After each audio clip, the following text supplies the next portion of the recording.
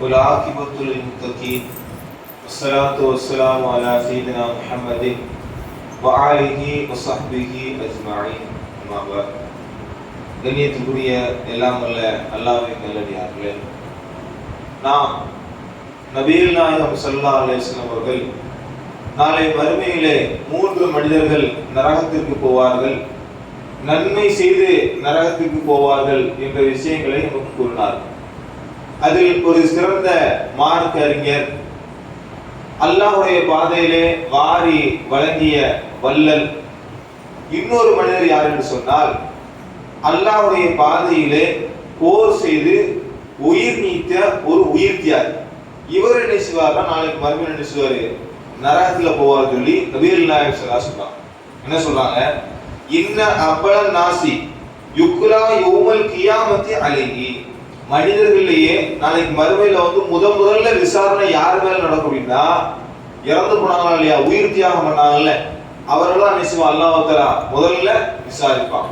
அப்படி விசாரிக்கும் போது ரஜுலுன் உஸ்துஷ்ஹித ஃபஉதிய பிஹ ஃபஅர்ரஃபஹு நிஅமஹு, அல்லாஹ்வுடைய பாதையில உயிர் நீத்தார்ல, அவரை கொண்டு வரப்பட்டு அல்லாஹ் ரப்பல் ஆலமீன் தான் அவருக்கு செஞ்ச அந்த அருட்கொடைகளை நினைவுபடுத்துவான்.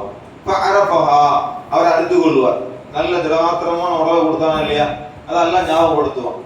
அதுக்கப்புறம் அந்த மனுஷத்தை அல்லாஹ் கேட்பான், காலல்லாஹு தஆலா ஃபமா அமில்த பிஹா, இதை வச்சு என்னப்பா பண்ண அப்படின்னு கேட்கும்போது சொல்லுவாரு, கால ரஜுலுன் காதத்த ஃபீக ஹத்தா உஸ்துஷ்ஹித உஸ்துஷ்ஹிது, யா அல்லாஹ் நான் என்ன பண்ணேன்னா உனக்காக வேண்டி சண்டை போட்டு உன்னுடைய பாதையில நான் செஞ்சேன், இறந்து போனே அல்லாஹ் அப்படின்னு சொல்லுவார். அல்லாஹ் சொல்லுவான், கதத்த, நீ பொய் சொல்கிறாய். சொல்லக்கூடிய யாரு, அல்லாஹ் சொல்றான். நம்ம ஒருத்தனை கனெக்ட் பண்ணி சொல்றோம் அப்படின்னா அதுல சரியா இருக்கலாம் தப்பா இருக்கலாம், ஆனா அல்லாஹ் ரப்பல் ஆலமீன் கனெக்ட் பண்ணாம கரெக்டா நினைச்சுவா கனெக்ட் பண்ணி சொல்லுவான்.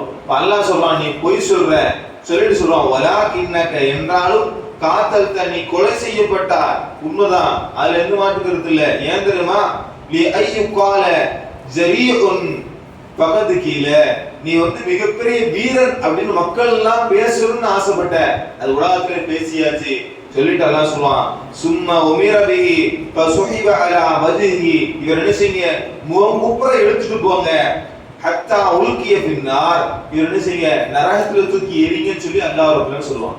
இது சஹீஹ் முஸ்லிம்ல 3865வது செய்தியானது பதிவு செய்யப்பட்டிருக்கு. யோசிச்சு பாருங்க, அல்லாஹ்வுடைய பாதையில ஒருத்தர் நினைச்சாரு, சண்டை போட்டு உயிர் நீத்துட்டாரு, அவரை நாளைக்கு மறுமை நாள் அல்லாஹ் ரப்பல் ஆலமீன் விசாரிக்கா. அப்படி விசாரிச்சு கேட்கும்போது என்ன சொல்லுவாரு, நீ என்னப்பா உயிரை விட்ட அப்படி கேட்கும்போது, நான் உனக்காண்டி தான் உயிரை விட்டுன்னு சொல்லுவாரு. ஆனா அல்லாஹ் சொல்றான், கதத்த, நீ சில பொய் சொல்ற அப்படின்னு அல்லாஹ் சொல்லி, அவன் ஏன் உயிரை விட்டான், மக்கள் எல்லாம் என்ன செய்யணும், பெருமையா நினைக்கிறோம், அதுக்காண்டி உயிரை விட்டான்னு அல்லாஹ் தெளிவுபடுத்தணும். ஆனா உண்மையிலேயே இந்த ஷஹீதுடைய அந்தஸ்து எவ்வளவு பெரிய அந்தஸ்து தெரியுமா? ஏன்னா மனுஷன் எதனாலும் இழந்துருவான், ஆனா உயிர் இழக்க நினைச்ச மாட்டான், ஆசைப்பட மாட்டான். ஒரு மனுஷன் தான் ஒரு 10 பேர் சுத்தி தான் உன்னைய கொல்லணுமா இல்ல உன் சொத்தை பிள்ளைன்னு எழுதி வைக்க சொல்லு அப்படின்னு நினைச்சுவான், உயிர் தான் முக்கியமா, பரவாயில்லப்பா சொத்தை வேணா எடுத்துக்கோ என்ன விட்டுப்பான்னு சொல்லுவான். அந்த அளவுக்கு உயிர் மேலானது மனுஷனுக்கு ஆசை உண்டு.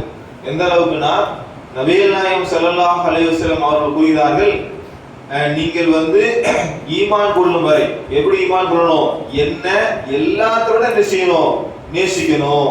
உங்களுடைய பொருளாதாரம், உங்களுடைய மனைவி மக்கள் எல்லாத்தோட என்ன செய்யணும், நேசிக்கணும் அப்படின்னு சொன்னோன்னே உமர் பின் கத்தாப் ரலியல்லாஹு அன்ஹு சொல்றாங்க, அல்லாஹ்வுடைய தூதரே, நான் எல்லாத்தை விட உங்களை நேசிக்கிறேன், ஆனா என்னுடைய உயிர் எனக்கு பெருசு. அவன் உண்மையை சொல்றான், என்னுடைய உயிர் என்னது எனக்கு பெருசுனாங்க. அப்ப அல்லாஹ்வுடைய தூதர் சொல்றாங்க, உமரே, உன்னுடைய உயிரை விட நேசிக்கணும், என்னை நேசிக்கணும், அப்படி நேசம் கொள்ளாத வரை நீ உண்மையான மூமினாக மாற முடியாதுன்னு ரசூல் சொல்றாங்க. அதுக்கப்புறம் என்ன செய்றாங்க, அல்லாஹ்வுடைய தூதரே, என் உயிரை விட நான் என்ன செய்றேன், உங்களை நேசிக்க சொல்றாங்க. அந்த அளவுக்கு ஒவ்வொரு மனுஷனுக்கு என்னது உயிர், அப்படிதானே? நீங்க உடம்புல ஏதாவது ஒரு ஃபால்ட் வந்துட்டீங்களேன், கஷ்டப்பட்டு சம்பாதிச்சிருப்பாரு, கோடி கணக்கில் சம்பாதிச்சிருப்பாரு, கடைசி அவனுக்கு இத்தனை லட்சம் இத்தனை கோடி செலவழிச்சாதான் உன் உயிரை காப்பாற்ற முடியும்பா அப்படின்னு சொன்னா என்ன செய்வாங்க, இல்ல பரவாயில்ல அதெல்லாம் செலவழிக்க முடியாது, இருக்க வரை வாழ்ந்துட்டு போன்னு சொல்லுவாங்களா? எல்லாத்தையும் வித்து நிச்சயம் காப்பாத்துவாங்களா? காப்பாத்திடுவாங்க. அவன் கஷ்டப்பட்டு சம்பாதிச்ச வீடா இருக்கட்டும், சொத்தா இருக்கட்டும், எதுவா இருக்கட்டும், என்ன வேணாலும் வித்துருவோம், பிரச்சனை கிடையாது. ஆனா என்ன செய்வோம், எப்படியாவது காப்பாத்துறேன் சார் அப்படிதான் நினைச்சுவோம், டாக்டர் போய் நினைச்சுவோம், ஓடுவோம். அந்த அளவுக்கு உயிர் முக்கியமானது.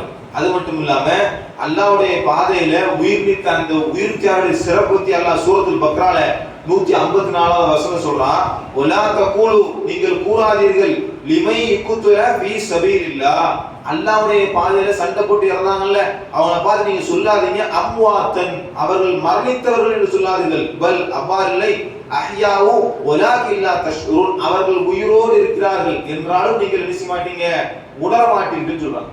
உயிரோடுனா நம்ம உடனே நினைச்சு கூடாது, அப்ப நம்ம அவங்கள்ட்ட துவா செய்யாம போத்துறது, பிரார்த்தனை செய்யாம போது, அப்படி கிடையாது.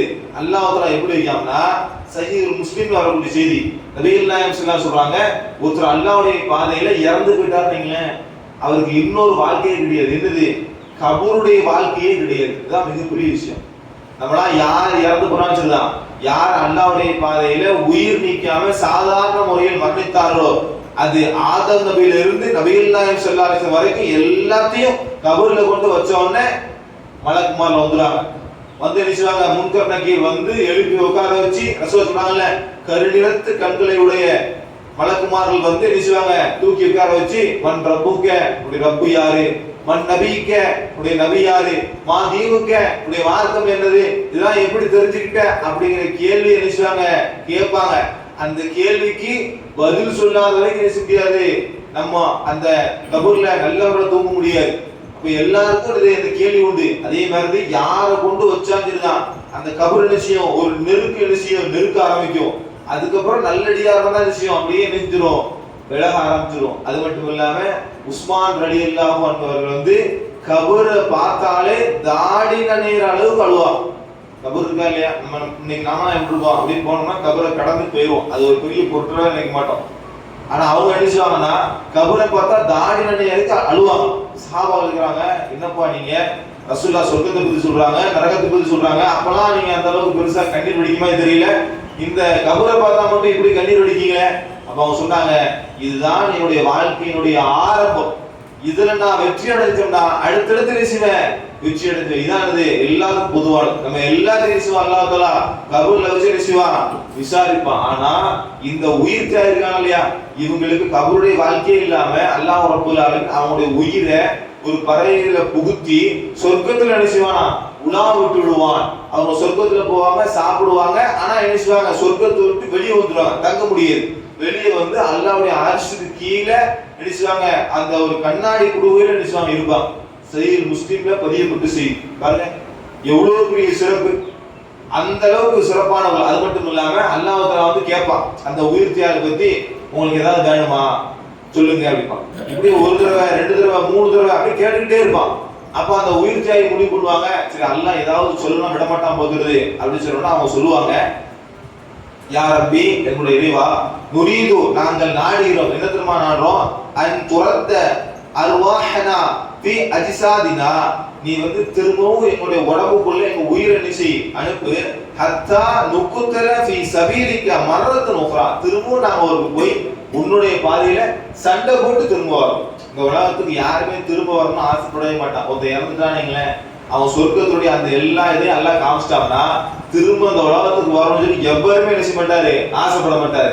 அப்படி ஆசைப்படுற மனுஷனாக தான் ஒரே மனுஷன் மட்டும்தான். அல்லாஹ்வுடைய பாதையில சண்டை போட்டு உயிர் நிற்பாரா இல்லையா, அவருக்கு அவ்வளவு பெரிய ராஜாக்களை அல்லாஹ் ரப்பல் ஆலமீன் வழங்கி இருக்கிறான். அப்படிப்பட்ட இவ்வளவு பெரிய சிறப்பான செயல் செஞ்ச ஒரு மனிதர் முகங்குப்புற நரகத்துல போய் போடுறார் அப்படின்னா அவருடைய உள்ளத்துல என்ன இல்லை, இஹ்லாஸ் இல்லை.